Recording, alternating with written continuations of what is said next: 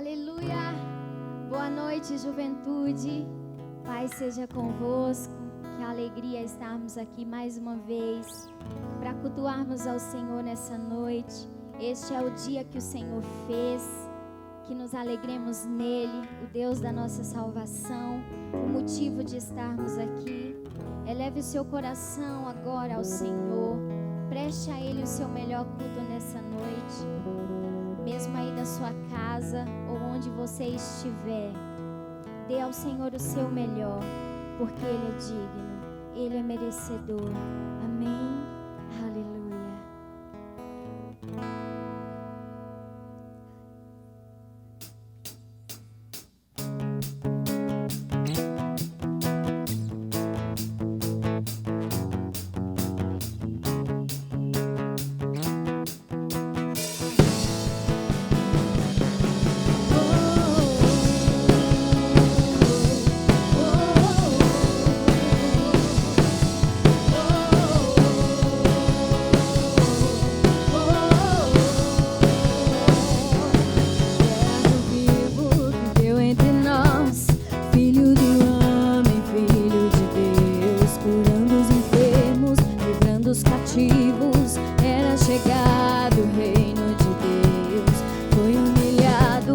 Crucificado, tão rejeitado pelos seus, ressuscitado, glorificado, o inferno e a morte venceu. E agora, quem dizem que tu és? Um profeta, um agitador qualquer. Teu Espírito me revela quem tu és, ungido de Deus. Tu és o Cristo, Filho do Deus vivo. Sobre esta rocha, tua igreja está. Tu és o Cristo, Filho do Deus vivo, rocha inabalável, outro igual não há, igual não há.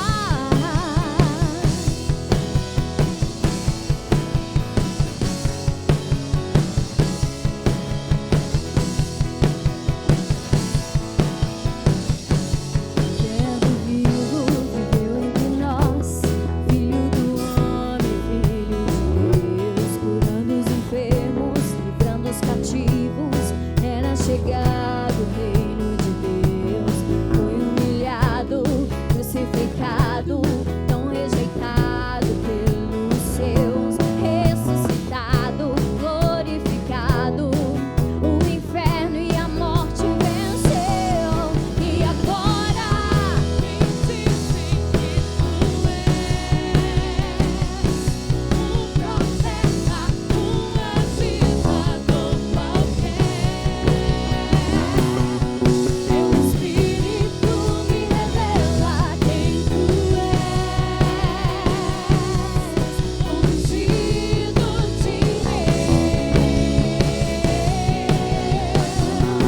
Tu és o Cristo, Filho do Deus vivo. Sobre esta rocha, tua igreja está. Tu és o Cristo, Filho do Deus vivo, rocha inabalável, outro igual não há. Tu és o Cristo, Filho do Deus vivo, sobre esta rocha, tua igreja está. Tu és o Cristo, Filho do Deus vivo, rocha inabalável, outro igual não há, igual não há.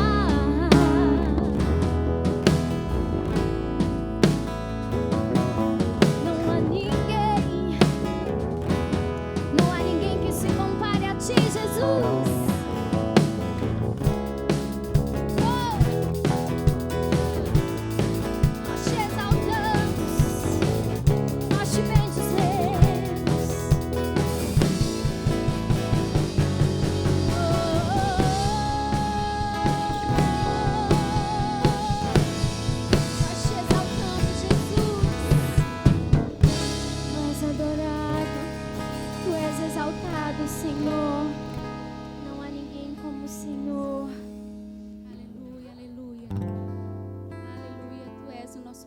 seguro, Senhor.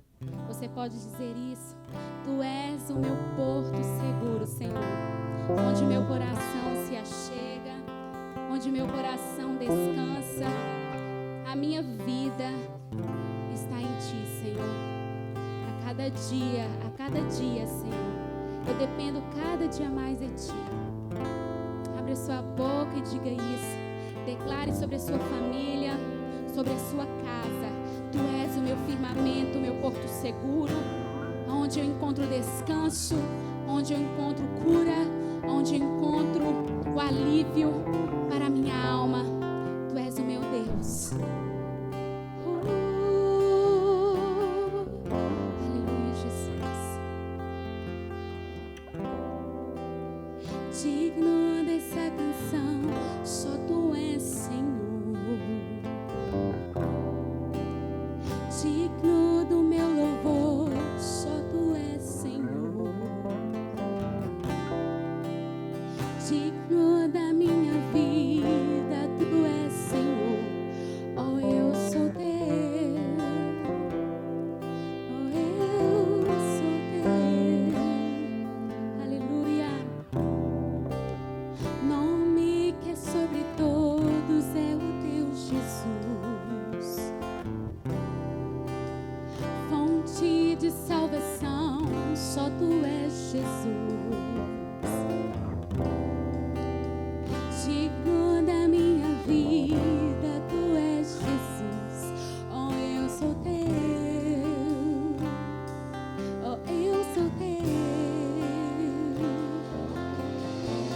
Santo, és incomparável, és inigualável.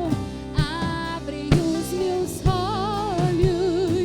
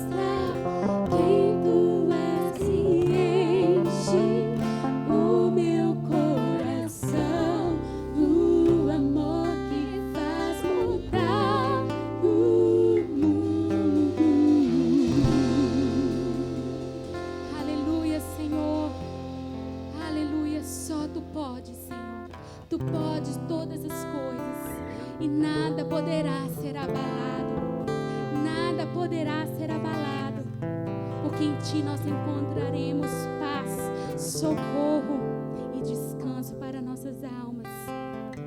Aleluia, Senhor, aleluia. Nós Te exaltamos, nós Te louvamos. Tu és o nosso Deus, nosso amado. Entregamos a Ti todo o nosso louvor, porque o Senhor merece muito mais, muito mais.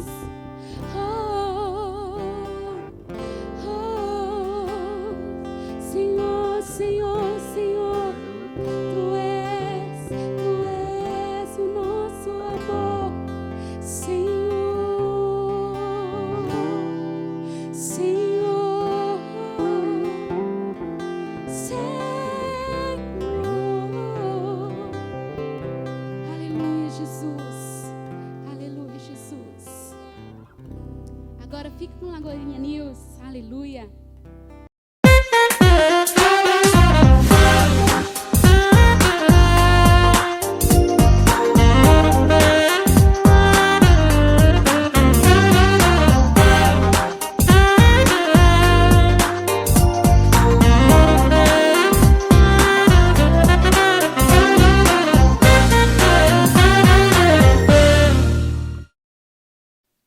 Olá pessoal, a graça e a paz. Hoje nós estamos com a segunda edição do Lagoinha News, desta vez com o tema Cosmovisão e sua importância para a igreja. E para tratarmos sobre este assunto, eu trouxe a Carol, que é professora aqui em nossa igreja do Carisma Start e também formada no Carisma da Lagoinha. E para começarmos sobre esse assunto, Carol, eu gostaria de saber com você sobre a importância da cosmovisão para a igreja e o que é a cosmovisão. Sim, a graça e a paz, igreja. Então, vamos falar um pouquinho sobre esse assunto, né? Cosmovisão. Eu costumo falar até no Carisma Start que é a visão que a gente tem do mundo, é a forma como a gente, é as nossas lentes, os nossos olhos e que nós enxergamos as situações do mundo. Então, a gente pode definir assim: as pessoas podem ter uma cosmovisão que seja baseada na Bíblia, que é o que a gente crê, que é a verdade, mas também na sociedade existem outras formas de cosmovisão, tem outras formas de pensar. E aí, quando a gente vai para a sociedade, a gente acaba encontrando esses desafios, ou até mesmo em nós, às vezes a gente não percebe como a gente age. Tem situações na nossa vida que a gente pode não agir de acordo com a palavra. E quando a gente conhece a cosmovisão, a gente passa a compreender tanto a nós mesmos quanto as outras pessoas, né? Então, para definir um pouquinho mais sobre cosmovisão, a gente pode dizer que existem 3 tipos de cosmovisão. A cosmovisão cristã, que é a cosmovisão teísta, com T, né, teísta, e que é quando Cristo ele está no centro, quando Cristo ele direciona as nossas vidas. A partir do momento que a gente tem o encontro com Deus, a nossa vida é transformada por Ele e a nossa prática de vida se torna a palavra de Deus. É através da Bíblia que a gente vai viver. Então, essa é uma cosmovisão. As nossas lentes, elas enxergam o mundo ao nosso redor a partir da nossa crença, da Bíblia.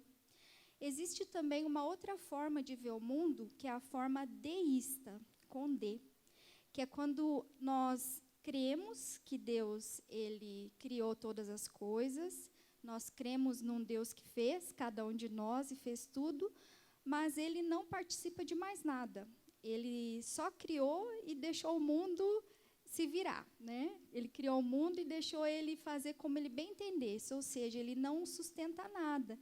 É como se, um exemplo que eu até dou no curso também, é sobre o relojoeiro, que quando o relojoeiro ele vai fazer o relógio, ele tem todas as peças, ele constrói todo o relógio. E aí ele coloca a pilha lá e o relógio funciona sozinho, não precisa mais do relojoeiro para estar o tempo todo com o relógio. E tem situações e pessoas e até áreas da nossa vida que a gente precisa avaliar de acordo com a palavra, se a gente não está vivendo de acordo deísta, né? Ou seja, a gente está vivendo uma vida independente de Deus. Nós cremos em Deus, mas Ele não participa mais da nossa vida. E tem uma terceira forma também, que é a forma naturalista ou ateísta, que a gente pode falar, que é no caso das pessoas que elas não acreditam em Deus, não creem que Deus criou todas as coisas, mas que tudo é Deus. Ou seja, a natureza ela se autossustenta, os animais, né, se autossustentam, os homens eles se autossustentam, ou seja, a pessoa acaba se tornando seu próprio Deus. Então, ela anula qualquer indicação de que Deus possa ter participado de algo. Então, quando a gente olha para a sociedade, nós vemos nós vemos esses 3 tipos de cosmovisão, a partir do momento que a gente vê o mundo. E o interessante, né, Carol, que no mundo que nós temos vivido, a igreja tem se fechado e se privado das 4 paredes, e não se atentam para os sinais que nós temos no mundo, que ocorrem no mundo, que também tem muito a ver com o que o livro de Apocalipse nos mostra, que iria acontecer, que está acontecendo. E vendo esses sinais que nós temos vivido, tanto guerras quanto doenças, nós podemos dizer que esse vírus tem assustado a população do mundo, do Brasil como um todo. Podemos dizer que faz parte desses 7 selos, se eu não me engano, do Apocalipse? Eu vejo assim que toda essa situação que nós vivemos, a partir do momento que Deus ele criou todas as coisas, bem resumido, houve a queda do homem, ele traçou um plano perfeito para salvar o homem, que veio Jesus. Jesus, ele morreu e ele ressuscitou. A partir do momento que Jesus ressuscitou, ele não nos deixou só, o Espírito Santo habita em nós, e a partir desse momento, ele foi nos fazer uma morada. Então, eu acredito que desde esse tempo, o mundo está se preparando para o fim. Nós, com a nossa mente, a gente não consegue imaginar quando isso vai chegar. Só Deus, Pai, que sabe, nem Jesus, né? Mas eu creio que todas essas coisas que estão acontecendo estão apontando para um fim, né? Agora, aquilo que pode ser descrito, vamos dizer assim, já é algo mais profundo do estudo do Apocalipse. Mas se a gente vê os sinais, quantos acontecimentos já teve na história, né? Talvez a nossa geração hoje nunca viveu algo parecido com o que a gente está vivendo hoje. Então, eu acredito que a consequência do pecado fez com que todo esse mal estivesse acontecendo conosco. E que eu creio que uma hora vai chegar ao fim. Uma hora vai chegar o momento que Deus vai nos salvar dessa situação, né? E é interessante porque eu, particularmente, vejo isso como algo que é Deus mostrando, olha, voltem-se a mim e se arrependam, né? Porque é como se fosse alguém dando um aviso que está chegando. Por exemplo, alguém que... tem até uma parábola na Bíblia que fala que um dono da casa saiu e deixou lá seus empregados para cuidar, e alguns desses empregados não se atentaram. E também tem aquela parábola das noivas, se eu não me engano, que é um sinal. Nós devemos nos arrepender e voltarmos ao nosso Deus. Talvez este não seja o último, eu acho que não seja o último sinal. Deverão muitas coisas para poder se cumprir, e, como você disse, né, é um estudo muito mais profundo para podermos tentar entender essas questões. E sobre essas coisas que nós temos falado, sobre a cosmovisão, como que a igreja ela deve relacionar essas questões que vêm ocorrendo no mundo para dentro da igreja? Sim. Como até você comentando, eu lembrei de algo que eu comecei a pensar diante dessa situação que a gente está vivendo hoje. Realmente é um momento de reflexão, é um momento de a gente voltar para si. E para que a gente possa saber agir nesse tempo. Talvez seja uma oportunidade que nós, como igreja, temos de avaliar nossas ações. Porque muitas vezes nós estamos tão ativos no mundo, no trabalho, que algo numa proporção tão grande como essa teve que acontecer para que nós parássemos e olhássemos para aquilo que realmente importa, que é a palavra de Deus. E como que você perguntou em relação a... Como que a igreja deve tentar tratar esses assuntos, podemos dizer, seculares, entre aspas, para dentro da igreja? Isso. Algo que a gente tem que pensar é que nós somos um ser inteiro, integral. Nós não podemos ser uma pessoa dentro da igreja, fora da igreja, mas Deus ele tem uma missão de alcançar o mundo por inteiro. Então, esse é o propósito da igreja. Eu creio que aquilo que a gente recebe dentro da igreja, todas as palavras, tudo, elas têm que se transformar em ação através da nossa vida para que possa atingir as pessoas ao nosso redor. lá no nosso trabalho, na nossa casa, nos ambientes da sociedade que a gente vive. Então, eu vejo que esse momento foi um momento de a gente parar, avaliar, voltar para essa origem, que é a palavra de Deus, e ver nós como cristãos, como nós estamos agindo diante da sociedade. Porque a sociedade ela pode estar totalmente aterrorizada com essa situação. Muitos estão com medo. E o papel da igreja é o quê? Trazer a verdade, trazer a palavra e trazer as boas novas, que é o evangelho, a esperança. Então, nós precisamos ver o quanto nós estamos capacitados para isso hoje. Às vezes, esquecer um pouco de nós mesmos, né? E olhar para o nosso próximo, que está precisando tanto da gente nesse momento, né? Verdade. E outras coisas que também surgem com essas coisas que acontecem no mundo, guerras, doenças, como eu falei, nós podemos dizer que isso é a ira de Deus contra a igreja, contra o mundo. Você acha que tem a ver com essas coisas ou é algo mais, podemos dizer, faz tudo parte daquilo que Deus já tinha programado para acontecer? Eu vejo que tudo que acontece de ruim é consequência do pecado. Deus ele é um Deus de amor que ele traçou um plano para nos salvar, não para nos matar. Então, eu vejo que a ira de Deus veio em consequência do pecado, mas aí, nesse momento, Deus ele traça um plano. E esse plano é aquele ponto de que a gente possa conhecer a Ele novamente, nos aproximar dEle novamente, e como igreja, assumir o nosso papel, que é levar essa verdade para as pessoas, né? Então, tudo que acontece de ruim é uma consequência lá do início, de Adão e Eva, que fizeram uma escolha e que, a partir desse momento, a morte física entrou, né?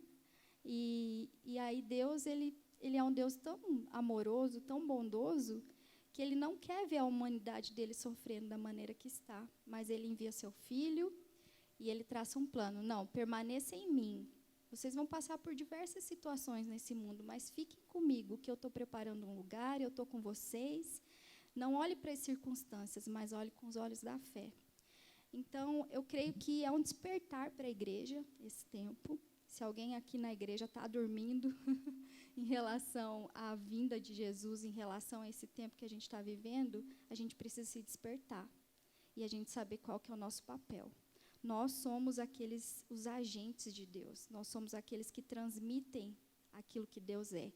E nós não podemos nos calar nesse momento. É o momento de a gente mostrar para a sociedade quem é esse Deus, a quem nós temos crido, a quem nós temos adorado, a quem nós temos buscado. E o interessante também, Carol, que nós temos visto sobre a questão de acordar para a volta de Cristo.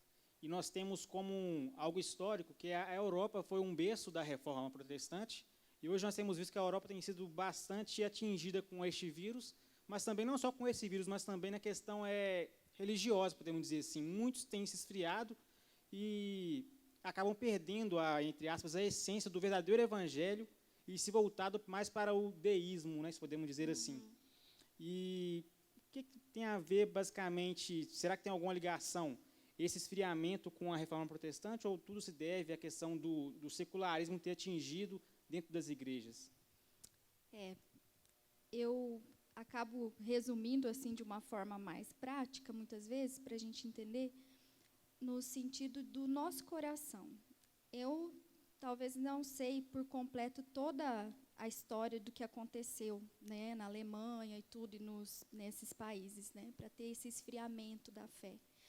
Mas a gente pode ver que, a partir do momento que a gente começa a se afastar do Deus vivo, ou viver só na religiosidade, nós vamos perdendo essa essência, a essência que é transformar vidas, transformar lugares. E eu creio que, a partir do momento que a religiosidade passa a ser algo na nossa vida, isso nos afasta totalmente de Deus, a ponto, muitas vezes, a gente não perceber, porque ela é sutil. Muitas vezes a gente conhece tudo da palavra, muitas vezes a gente vive na igreja, a gente faz todos os rituais, mas o nosso coração não está mais lá.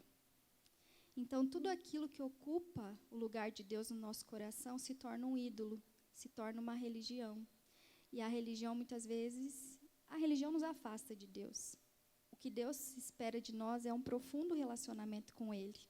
É uma busca incessante por Ele. Então, o que a gente vê na história e o que a gente vê muitas vezes, até aqui no Brasil, é essa situação da religiosidade. A gente passa a conhecer muito de Deus, mas não de ter um relacionamento com Ele.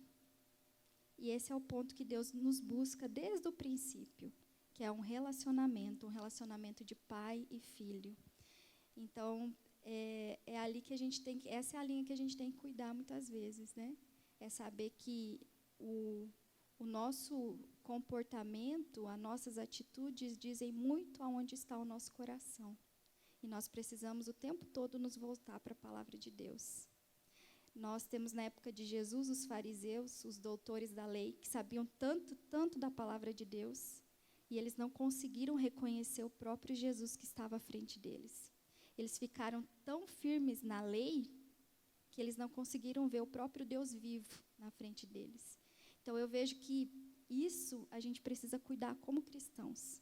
Muitas vezes a gente busca conhecer como um ego, mas não como um profundo relacionamento com o Pai. E esse é o perigo, né, de todos nós. E é o perigo que pode ter acontecido no passado também, né?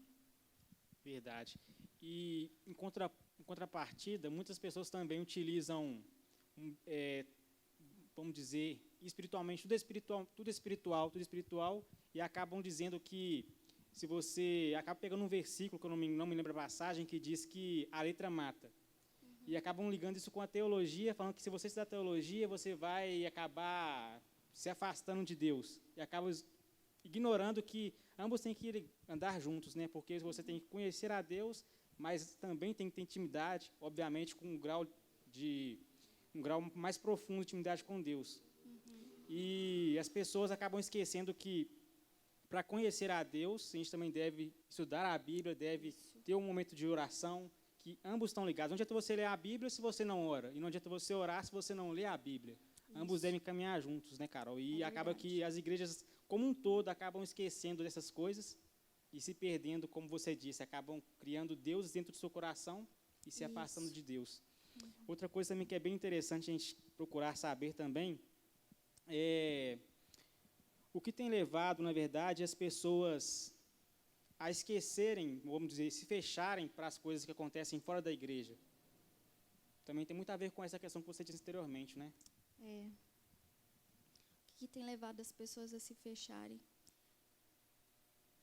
Talvez não, né? Realmente é o fato de não ter o conhecimento, né? Quando eu falo a questão da religiosidade, não quer dizer que a gente realmente tem que anular a palavra de Deus, porque é ela que fala através de nós. Mas a palavra diz que o princípio da sabedoria é o temor ao Senhor. Então, nós precisamos continuar com esse temor, estudar e continuar com esse temor. E tudo é para a glória de Deus. Tudo que a gente faz é para a glória de Deus. E a partir do momento que a gente se fecha, a gente acaba não vendo mais o nosso irmão que precisa da gente lá fora também, né? Então, no Novo Testamento, Jesus ele resume toda a lei em amar a Deus sobre todas as coisas e amar o próximo como a ti mesmo. Quando a gente se fecha dentro da igreja, qual parte desse mandamento que a gente não está cumprindo? Será que nós estamos nos achando mais dignos de Deus a ponto daquela pessoa lá fora não ser? Mas a palavra de Deus não fala isso. Não tem filhos preferidos, né? Deus espera que todos nós possamos escolher a Ele, mas Ele nos ama igualmente. Então, a partir do momento que a gente se fecha na igreja, a gente não está cumprindo o mandamento de Deus, que é socorrer o nosso próximo, é olhar para a necessidade do próximo, é estar lá junto com ele nas dificuldades, é fazer a diferença. A gente não está cumprindo a nossa missão como igreja. A igreja hoje não é para ela se fechar dentro dela mesma, e sim, a igreja é para ir para fora. A nossa missão é ir para fora. Deus, Ele está dentro de nós, Ele não está dentro da igreja física, né? A igreja é o lugar onde que a gente se reúne para buscar o Senhor, para aprender mais, para glorificar o nome dEle. Mas o Espírito Santo está em cada um de nós. E esse Espírito Santo nos move até essas pessoas, a nossa missão, que é de levar o Evangelho. Então, eu até não consigo pensar numa forma de por que as pessoas se fecharão dentro da igreja, se o objetivo de Deus, o propósito do Senhor é nos levar daqui para fora.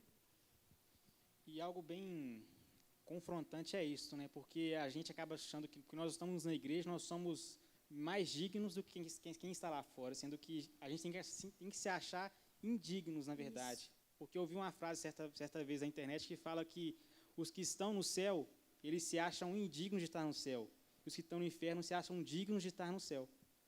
Olha só. E é algo bem confrontante, porque nós, como igreja, devemos amar o nosso próximo, como você bem disse, e acabamos esquecendo, né, desse papel tão fundamental, que é de levar o evangelho para fora das quatro paredes na qual nós estamos. Uhum. E a igreja primitiva, ela tinha esse papel fundamental, né? Não se fechava, não se privava somente nessas quatro paredes. Nós vemos os apóstolos percorrerem diversos caminhos na Europa e na Ásia para poder levar o evangelho. A gente se priva tanto de se levar, talvez, num bairro vizinho, né? É verdade. E eu queria saber de você, qual dica que você dá para as pessoas que têm pensado assim, ou têm, às vezes, timidez, na verdade, de levar o evangelho para fora da igreja? Elas precisam buscar o Senhor. Tudo é uma caminhada, é um processo de transformação. A partir do momento que nós temos esse encontro com Deus, Ele vai nos mover em direção àquilo que Ele deseja nas nossas vidas, né? Ao que Ele deseja que nós alcancemos. E tudo aquilo que a gente faz deve ser para a glória de Deus. A gente não precisa fazer algo revolucionário na nossa época, alguma coisa assim. Mas lá no nosso trabalho, a gente ser aquela pessoa que vai ter uma palavra certa para dar para alguém num momento difícil. Vai ser aquela pessoa que vai ser uma referência dentro de casa. Acho que nas pequenas ações que a gente vai tomando, que vai levando a uma proporção grande, porque nós não somos uma pessoa única, nós somos uma unidade, nós somos um povo, nós somos uma igreja, e cada um fazendo a sua parte diante da sociedade vai poder levar essa palavra, né? Carol, eu queria muito te agradecer pela disponibilidade de estar aqui com a gente, compartilhando um pouco do seu conhecimento. E para você que está nos assistindo, procure os nossos estudos que nós temos aqui em nossa igreja, são de grande proveito para nós, eu falo como experiência própria. Então, se você se interessou mais por este assunto e diversos assuntos referentes à palavra de Deus, procure os nossos membros da parte de estudos e venha fazer parte com a gente e crescer no conhecimento e na palavra, porque a Carol ela tem agregado muito para os nossos conhecimentos aqui na nossa igreja. Então, Carol, muito obrigado por você ter disponibilizado o seu tempo, o seu conhecimento para a gente crescer no conhecimento de Deus e na maturidade também. E para você que está nos assistindo, não se esqueça de deixar o seu like no nosso vídeo, de compartilhar em suas redes sociais e também de compartilhar aquilo que você tenha achado de bom para você e também para os seus amigos. E agora fique com o nosso sermão e até a próxima. Boa noite, Juventude Livre Acesso, tudo bem? Estamos aqui para mais um culto, uma pregação agora. Quero que você abra o seu coração. Eu sei que Deus ele tem muito para falar na sua vida nessa noite, amém? Vamos ter aqui um momento de palavra, um momento de coração aberto, um coração rendido ao Senhor. Eu convido você que está aí na sua casa, onde quer que você esteja, você possa abrir o seu coração, porque o Senhor tem algo muito forte para falar conosco nessa noite, amém? Gostaria que você abrisse aí a Bíblia, pega lá, corre, pega a sua Bíblia onde você estiver, e vamos abrir aqui em Romanos, no capítulo 1, versículo 21 e 23, amém? Vou dar um tempinho para você abrir aí.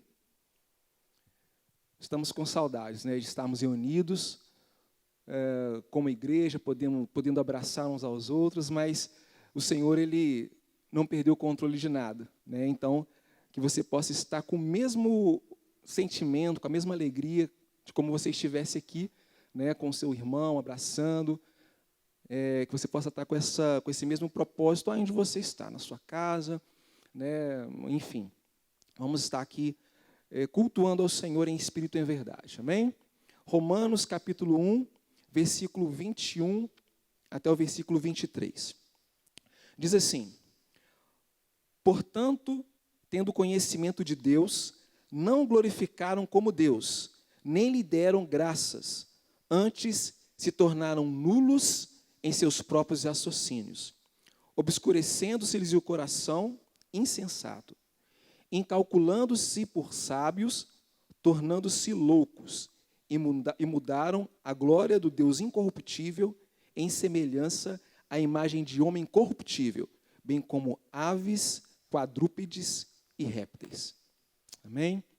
Pai, essa tua palavra, Senhor, que o Senhor possa falar profundamente no nosso coração, que o Senhor possa estar visitando cada vida agora, Pai, e que possamos sair daqui cheios e transformados com a tua palavra, em nome de Jesus. Bem, meus queridos, deixa a sua Bíblia aberta, nós vamos falar desse texto, a gente vai voltar a falar nele, mas eu quero chamar a atenção de você, neste momento, no que diz respeito a ser igreja. Eu acho que todo o que nós temos passando, tudo que nós temos passado, faz com que nós estejamos a cada dia mais convictos, mais cientes e preparados de que o Senhor está agindo na nossa nação, agindo na humanidade. E nesses momentos é muito forte ao nosso coração a responsabilidade de nos posicionarmos como igreja. Nós temos que ser uma igreja atuante, envolvida na sociedade, e para isso você tem que estar posicionado, entendendo qual o seu papel dentro do corpo de Cristo. Amém? Bom, igreja, existe a palavra eclesia, e um dos significados mais bacanas que eu acho, o significado que eu mais gosto, é quando diz que respeito que igreja é chamado para fora. Chamados para fora. Eclesia quer dizer chamados para fora. E ser chamado para fora nada mais é, meu irmão, do que estar cumprindo o que na palavra está em Mateus 5, no capítulo 5, versículo 14 até o 16, que diz respeito à sua posição como luz. Né? Lá fala, vós sois a luz do mundo. Você é a luz do mundo, você é a esperança do mundo. Então, como você pode ser luz do mundo, você pode ser essa esperança que o mundo aguarda, anseia, se você vive fora dessa sociedade, se você não se posiciona, se você não faz contato, você não se aproxima. Você precisa entender que a igreja não pode ser uma igreja egoísta, crescendo e se enchendo, né, olhando para o seu próprio umbigo. Né? A Bíblia fala assim, nesse mesmo texto, não pode o quê? Uma cidade edificada sendo colocada no monte. Ela não vai ter nenhuma razão de ser naquele local. Ou uma candeia debaixo do alqueire. Pelo contrário, essa candeia, esse fogo, ele tem que estar no velador, em alto nível. Ou seja, você tem que estar envolvido na sociedade para que você possa ser luz nessa sociedade. A igreja, ela não está a par da sociedade. A igreja, ela faz parte. Por mais que um dia o profeta falou, Deus, tem misericórdia de mim, porque eu habito no meio de um povo de impuros lábios. Ele não estava falando ali que era para se retirar, para que Deus o retirasse daquela sociedade, daquele meio, mas que desse força, sabedoria, para que ele pudesse ser uma influência. E é isso que eu quero chamar você, jovem. Você é um ponto importantíssimo. Você é uma peça fundamental para que a igreja possa influenciar a sociedade que vive. Né? Ali, em sequência, tem uma ordem. Brilhe a sua luz diante dos homens, para que vejam as suas obras e glorifiquem ao nosso Pai que está no céu. Nesse versículo diz, né, o Senhor faz uma ordem, Ele dá uma ordem aos seus discípulos. Brilhe a sua luz diante dos homens, para que vejam as suas obras e glorifiquem ao nosso Pai que está no céu. O Pai só vai ser glorificado se você brilhar a tua luz e for manifestada as suas obras, forem manifestadas as suas obras diante dos homens. Aí sim, eles verão a luz. Fora isso, meu irmão, você não está cumprindo o seu papel como igreja. Você vai entender o que eu estou querendo dizer aqui, porque não tem como eu dar sequência naquilo que eu quero passar para vocês nessa noite, sem que esse posicionamento seja bem claro no seu coração. Amém? Então, isso é exercer uma influência sobre a sociedade. Você ser luz, fazer com que essa luz brilhe no meio.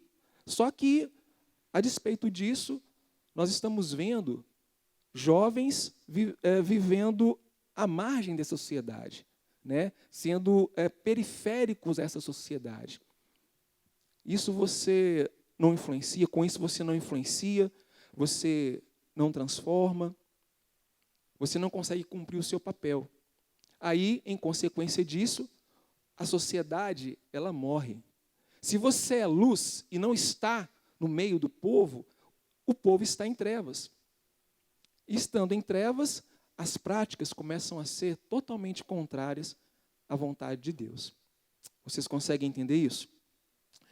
Então, se nós, como jovens, vivemos à margem da sociedade, egoístas, imaturos, sem vocação, automaticamente isso vai refletir em todo um contexto social. Por isso nós devemos ter esse posicionamento e pedir, Deus, qual é a minha vocação? O que o Senhor quer para a minha vida? Como eu posso influenciar o meio que eu vivo? Eu preciso entender que só vai haver luz se eu agir como luz, se eu me posicionar como aquilo que o Senhor me chamou, que é ser luz do mundo. Amém, meus amados? Então você possa entender que o seu sucesso, né, a sua vitória, vai ser totalmente ligada e direcionada ao cumprimento da sua vocação. E a sua vocação é ser igreja. E a sua vocação é ser luz do mundo. Amém? Então peça a Deus que ilumine o seu entendimento. Muitas vezes a gente fala assim, o que eu vou ser quando crescer? Pergunte ao Pai, Pai, o que o Senhor quer que eu seja quando eu crescer? E quando esse crescer, de repente não é o crescer da idade, né? Mas o crescer da maturidade, como o Senhor quer que eu me amadureça? Aonde o Senhor quer que eu seja? Aonde o Senhor quer que eu chegue? O que o Senhor quer que eu seja? Como o Senhor quer que eu influencie na sociedade em que eu vivo? Amém? Que você possa ter essa convicção no seu coração. Porque para o crente o sucesso é o cumprimento dessa vocação, o cumprimento desse propósito. Amém, meus amados? Então, como eu disse, quando a gente não se posiciona, a sociedade ela se corrompe, ela se adoece. E, em consequência, você vê ideologias que vão contra a família, né? Pornografia, prostituição, divórcio.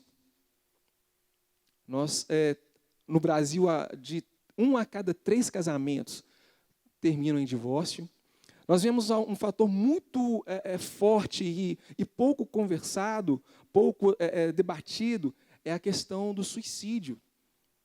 Nós temos em cerca de 11 mil suicídios por ano, e boa parte desse número está relacionado aos jovens, entre 15 e 29 anos. Isso é falta da igreja se posicionar, né? E o pior de tudo é que essa estimativa ela vem acompanhada de quase 30 milhões de evangélicos no Brasil, só no Brasil. O que quer dizer isso? O que esses 3 milhões de evangélicos estão fazendo para que essa sociedade tão corrompida, tão destruída, ela tenha uma realidade diferente do que ela está tendo? É posicionamento, é entender o que nós somos diante de Deus e diante dos homens. Houve uma pesquisa em que as pessoas falaram quais são as entidades, né, as classes, que trazem mais descrédito para a sociedade. Ou seja, quais são os órgãos que a sociedade ela não dá mais ouvido, né, e, por incrível que pareça, são 3 P's. Né? São os políticos, são os policiais e, infelizmente, em terceiro lugar, são os pastores. Como que a sociedade tem visto a igreja como uma igreja como lá nos primórdios, uma igreja que contava com o amor, com a compreensão de toda a sociedade, ou como uma igreja interesseira, uma igreja que olha para si própria, uma igreja que não tem amor, uma igreja que não influencia? Essa é uma realidade muito triste, e que nós temos que, em nome de Jesus, mudar essa realidade, para a glória do Senhor. E chega ao ponto, irmãos, dessa corrupção, ao ponto dessa decadência da sociedade ser tão grande, que isso vai influenciar no campo espiritual.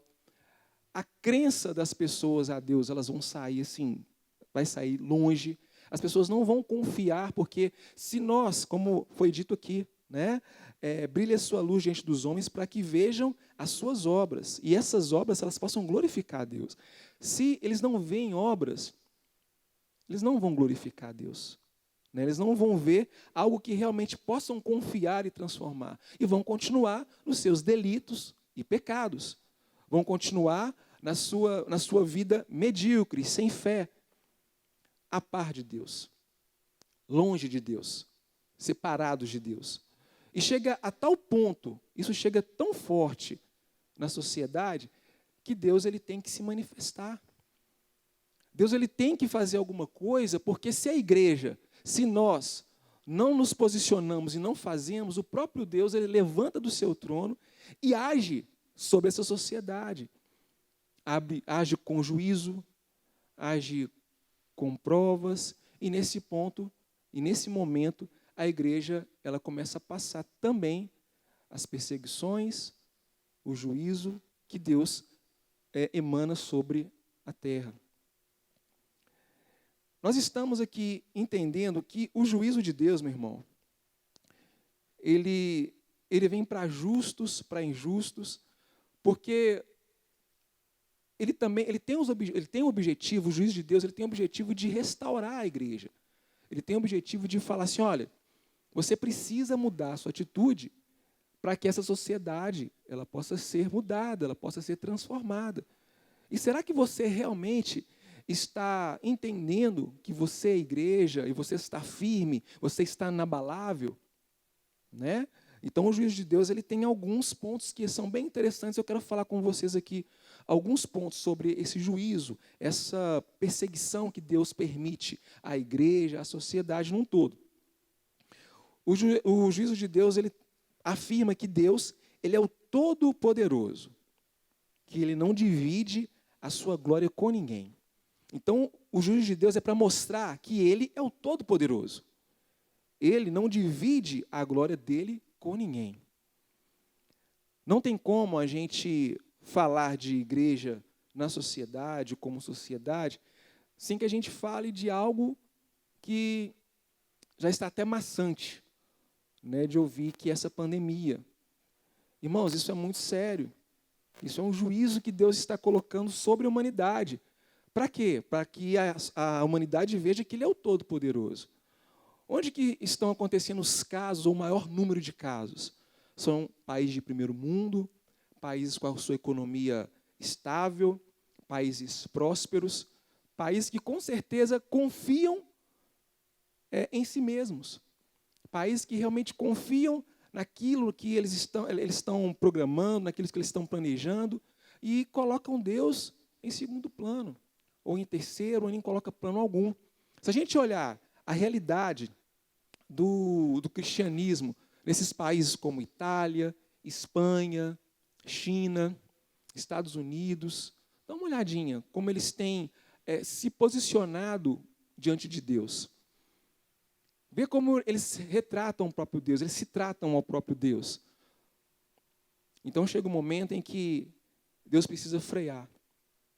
Olha só, a China estava com uma economia extremamente estável, estava crescendo ao ponto de passar até pelos Estados Unidos.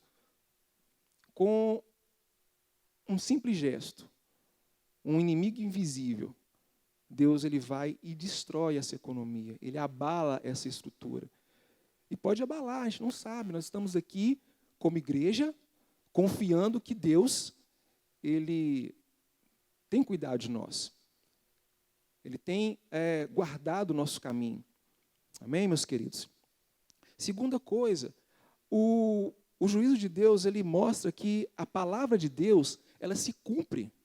Lá atrás foi falado tantas coisas, tantos profetas falaram a respeito do que seria um fim dos tempos. Irmãos, eu a cada dia, vem uma convicção no meu coração de que realmente a gente está nos fins dos tempos, mas não é no período do fim dos tempos, porque após Jesus, né, tudo se torna fim dos tempos, né, esse período. Mas está tão próximo, está tão perto. Eu não sei se eu vou chegar a ser avô, né, porque ver meu filho casar, não sei, porque as coisas estão caminhando de uma forma tão avassaladora, tão séria que o tempo está remido.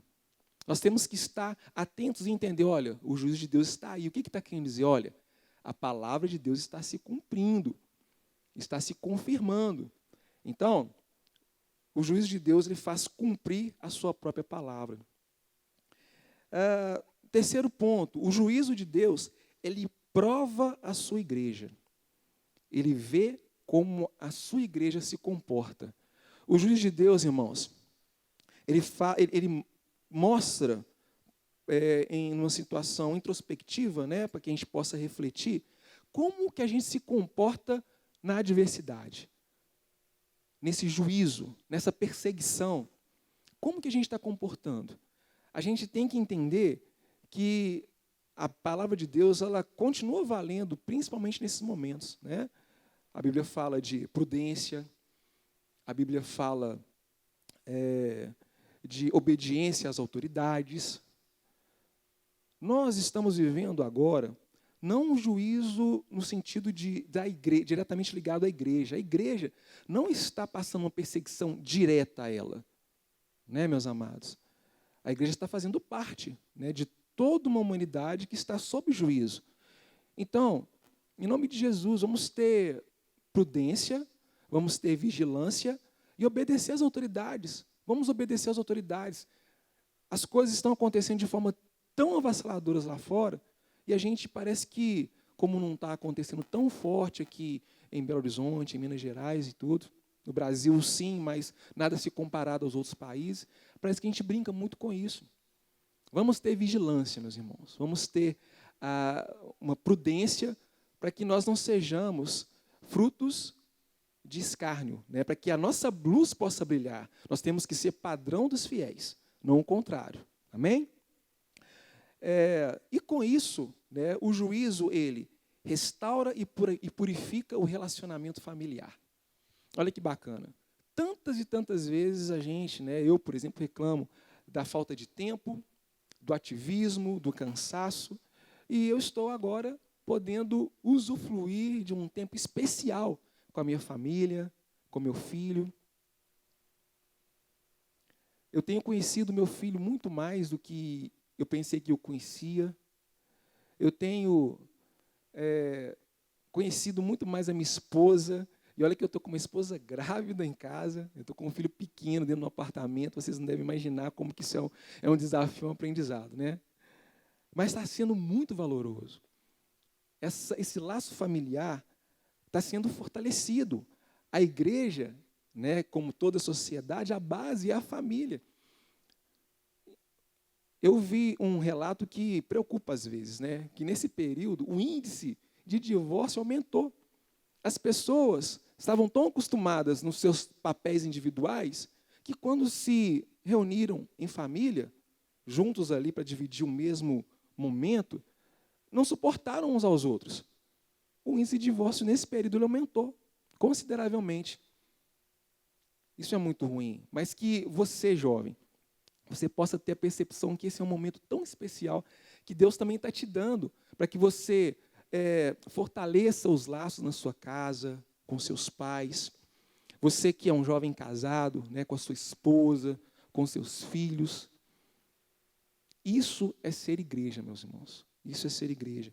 É tão interessante que quebra o legalismo. Esse momento quebra o legalismo. Porque nós precisamos pensar que ser igreja é somente quando estamos aqui nas quatro paredes, né?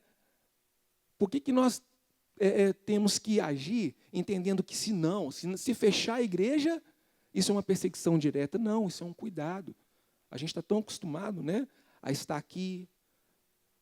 Teve um irmão que comentou algo interessante comigo.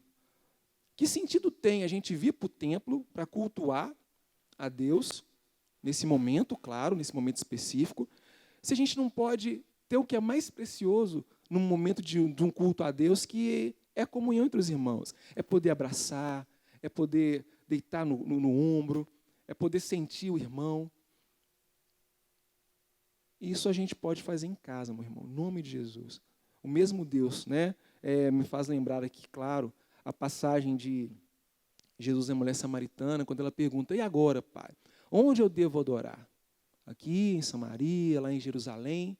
E Deus ele fala, olha, vai chegar um tempo, e já chegou, que os verdadeiros adoradores adoram o Pai em espírito e em verdade.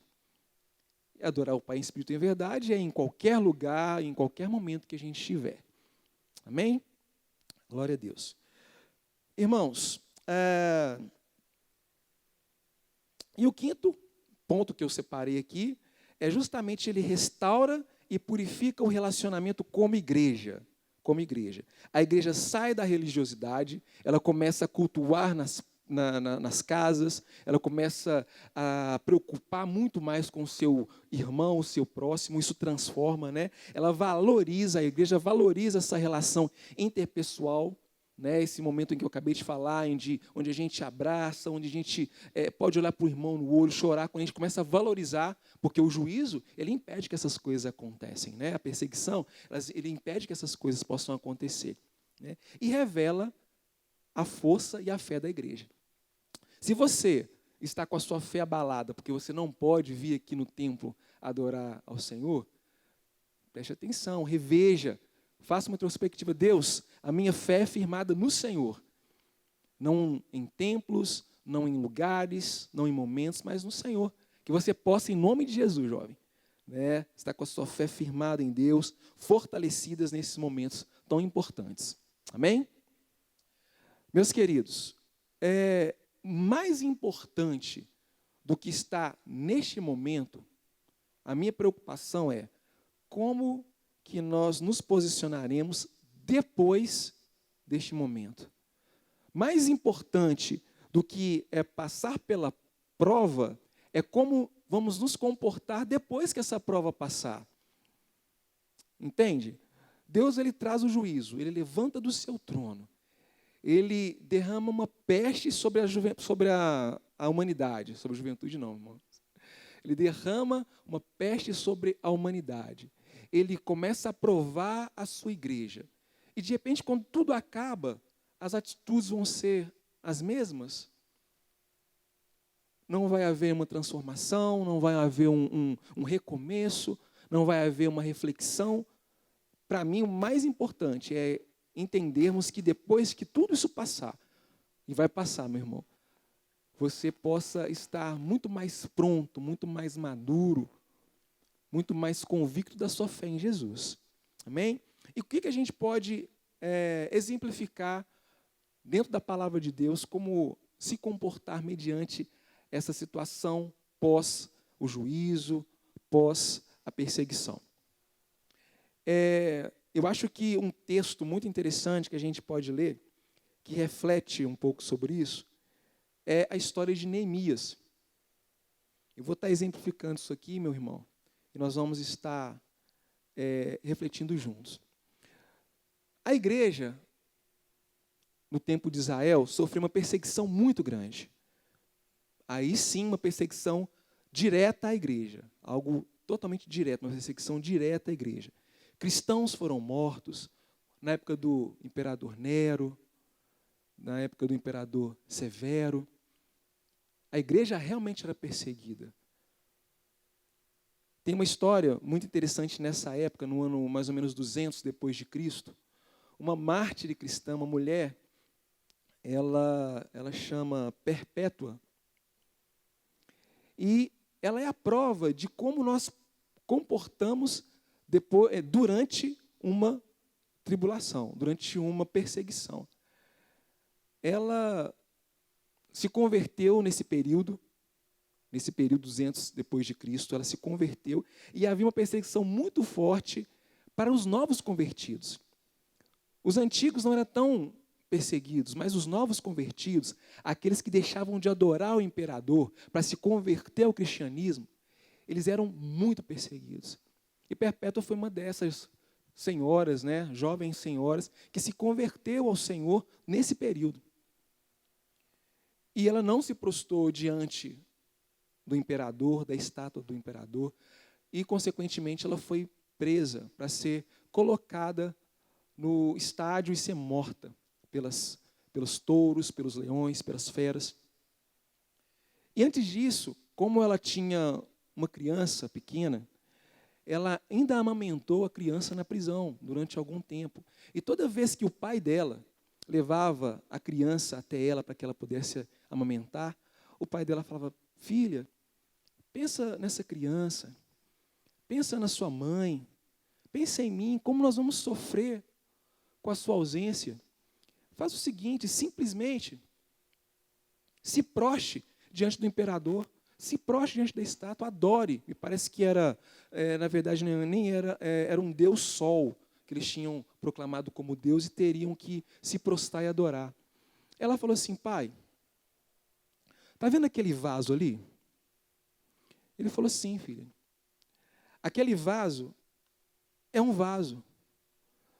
Se eu falar que ele é uma cadeira, que ele é uma mesa, ele continua sendo um vaso. E assim comigo. Eu sou uma cristã.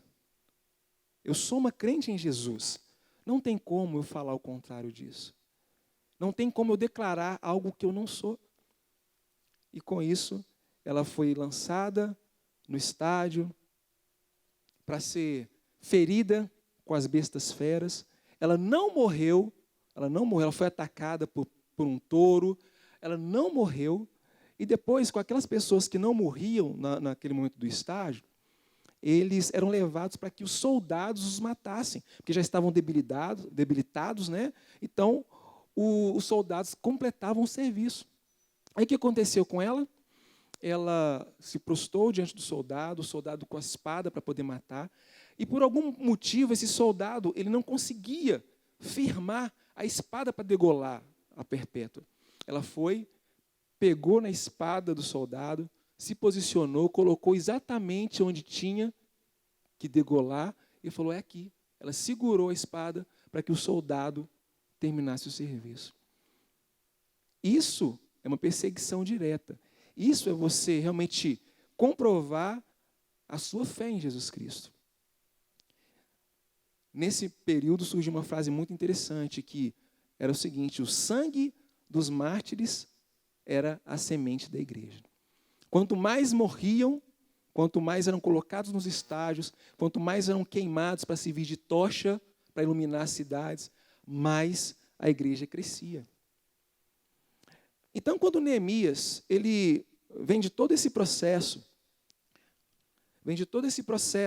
quando ele viu Israel sendo destruída, os muros de Israel sendo queimados, ele recebe a notícia do seu irmão, falando: olha, ele perguntou para o seu irmão como estava lá, as pessoas que tinham voltado do exílio, né, da Babilônia, e o irmão dele falou: olha, aqueles que sobreviveram, voltaram, estão vivendo situações de calamidade, estão sofrendo, estão aprisionados, estão com fome.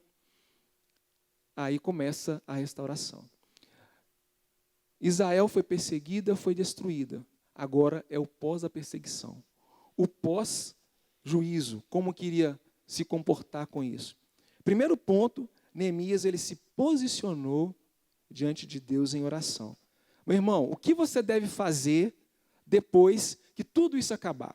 Depois que toda essa pandemia, toda essa disseminação desse vírus acabar, quando tudo estiver resolvido, o seu posicionamento é orar. É pedir a Deus: Deus, agora me direcione para que cada atitude que eu tomar possa ser uma atitude transformadora, em nome de Jesus. E foi isso que Neemias fez. Em Neemias, capítulo 1, versículo 4, diz assim: tendo eu ouvido essas palavras, assentei-me e chorei, e lamentei por alguns dias, e estive jejuando e orando perante o Deus dos céus. Jejuar e orar, se posicionar diante de Deus em oração. Quando tudo isso acabar, meus irmãos, tenha uma vida de oração, tenha uma vida de jejum e consagração. Não fique ouvindo muitas balelas por aí de que o jejum, a oração são coisas ultrapassadas, que apesar de qualquer circunstância Deus está com você. Não. Se posicione em oração e jejum. Nós precisamos realmente mudar a realidade dessa nação, a realidade dessa sociedade. E só através do jejum e da oração que isso começa a realmente fazer sentido, em nome de Jesus. E depois disso, ele jejuou, ele orou, ele buscou de Deus todo o direcionamento, e após isso ele agiu. Ele agiu. A fé sem obras, sem ação, ela é morta, ela não significa nada. Então, Neemias, ele se posicionou em ação. No capítulo 2, versículo 5 de Neemias, diz o seguinte: e disse ao rei, se é do seu agrado, se é do agrado do rei, e se o teu servo acha mercê em tua presença, peço-te que me envies a ajudar a cidade do sepulcro dos meus pais, para que eu a reedifique.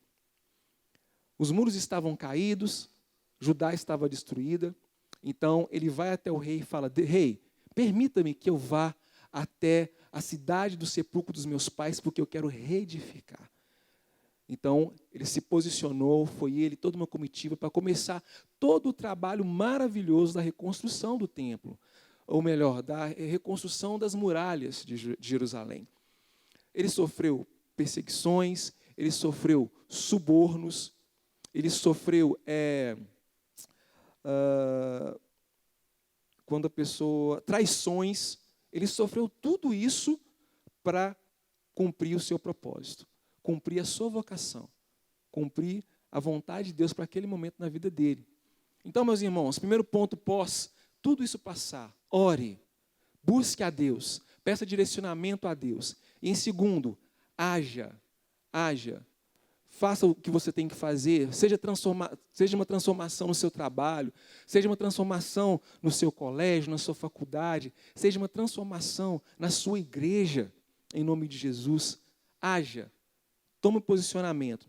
E, em terceiro lugar, uma coisa extremamente importante, ele glorificou e celebrou a Deus. Depois que tudo foi reedificado em Jerusalém, depois que os muros foram reerguidos, ele fez o quê? Ele glorificou e celebrou a Deus. Como é importante, irmãos, você entender que toda honra e toda glória é dada ao Senhor e Ele é digno de todo louvor. Se você está aí agora, com saúde, está aí no seu lar, acomodado, sabe que essa não é a realidade de muitas pessoas que estão sofrendo, que estão sem um lugar para ficar, que não estão tendo o mínimo de condição de saneamento para poder se cuidar. Que você possa glorificar Deus. Deus, obrigado, porque o Senhor tem cuidado de mim. O Senhor tem olhado para mim com um coração de compaixão, e eu não estou passando por a mesma situação que muitos estão passando. Então, glorifique a Deus, celebre a Deus. Se você está aí, não deixa, né? Faça como você está fazendo agora. Está ouvindo culto, está celebrando a Deus, está cultuando a Deus, continue, né? E que isso possa ser uma constante na sua vida, que isso não pare por aí, amém? Como a gente verifica aqui, olha, em Neemias, no capítulo 8, no versículo 3, diz assim, é onde a gente vai verificar essa testificação aqui, ó.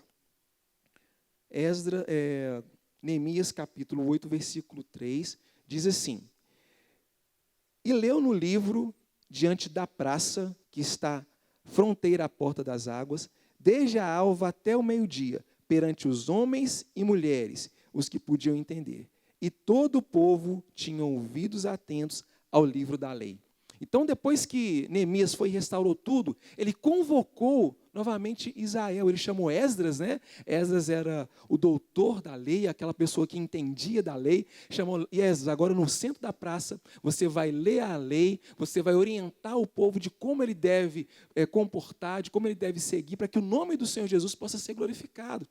Olha que glória, meu irmão. Depois de tudo o que aconteceu, ele não esqueceu agora, é momento de mudarmos a nossa postura. É o momento de mudarmos o nosso caminho. É o momento de colocar o Senhor no lugar que Ele nunca deve sair, que é no centro da nossa vida. Amém? Glória a Deus. E depois, eu ia dizer como um bom brasileiro, né, mas com certeza Neemias não era, ele fez um churrasco para celebrar a vitória. Olha só, no versículo 10, meus irmãos, Neemias fez um churrasco para a galera, fez um churrasco para Jerusalém. Olha aqui, versículo 10. Disse-lhe mais, ide, comei carnes gordas, tomai bebidas doces e enviai porções aos que não têm nada preparado para si, porque esse dia é consagrado ao nosso Senhor. Portanto, não vos entristeçais, porque a alegria do Senhor é a vossa força. Amém? Que glória! Depois de tudo, passou dificuldade, passou perseguição, os muros e a cidade foi destruída, houve a reconstrução. Ele agiu, o Senhor foi glorificado e depois a celebração em nome de Jesus. Isso é um retrato de vida. Quando tudo isso, você já sabe como você comportar neste momento.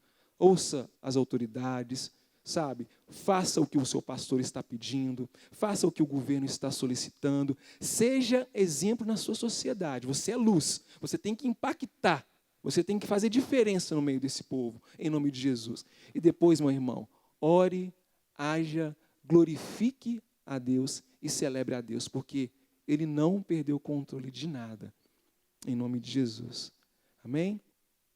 Então, quero deixar para você, meu lindo jovem, quero dizer que a gente está com muita saudade de poder estar junto com você, de abraçar, né, de mostrar o quanto a igreja ela é uma igreja que gosta desse amor, desse aconchego, desse suporte uns aos outros, mas que você, em nome de Jesus, possa entender que, principalmente em momentos de juízo, em momentos de perseguição, você tem que se posicionar como igreja do Senhor.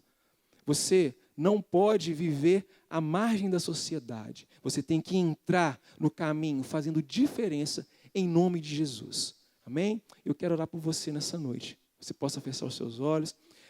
Deus, muito obrigado, Jesus, por esse momento tão precioso que o Senhor concede a nós de estarmos reunidos como igreja, espalhadas, ó Pai, espalhados, ó Deus, em toda essa Belo Horizonte, nós aqui em Venda Nova, em nossos lares, mas obrigado porque o Senhor está conosco e nos providenciou e nos proporcionou a condição de estarmos reunidos como igreja, cada um na sua casa, cada um no seu lar. Obrigado pelo teu amor, obrigado pelo seu cuidado com as nossas vidas. Deus, que essa palavra possa estar agindo profundamente no nosso coração, que nós possamos, ó Deus, querido, entender que o Senhor não perdeu o controle das coisas, que não existe nada que aconteça debaixo dos céus e sobre a terra que não seja da vontade do Senhor. Toma o controle, Pai. Nos preserve, Pai, em nome de Jesus. Nos dê a saúde que precisamos, ó Pai. Nos dê, ó Deus querido, a fé que nós precisamos, a sabedoria que precisamos, ó Pai. Que o teu povo possa entender, Pai, que a nossa fé, Pai, ela não anula a prudência, Deus. Em nome de Jesus, que a fé e a prudência do teu povo possam estar andando juntas, em nome de Jesus, para que possamos vencer em teu nome, Pai, em teu nome. Não só esse juízo que é derramado sobre a terra, mas toda perseguição, toda provação que vir sobre nós. E que em nome de Jesus possamos sair mais, ó Pai querido, prontos, firmados no Senhor, confiantes no Senhor. Em nome de Jesus, Pai, eu te agradeço, para a honra e glória do teu santo nome. Amém. Jovem, nós te amamos, que você possa ter uma semana maravilhosa, que você possa deixar que essa palavra possa transbordar no seu coração ao ponto de influenciar tudo e todos que tiverem à sua volta. A gente se vê por aí, a gente se vê nos cultos, né? Vamos ver os cultos aqui também nos domingos, todos gravados, todos assim, preparados com muito carinho para você. Participe da igreja do Senhor, que você faz parte dela. Você não está a par, mesmo estando aí na sua casa. Amém? Que você possa ser abençoado em nome de Jesus. Deus abençoe.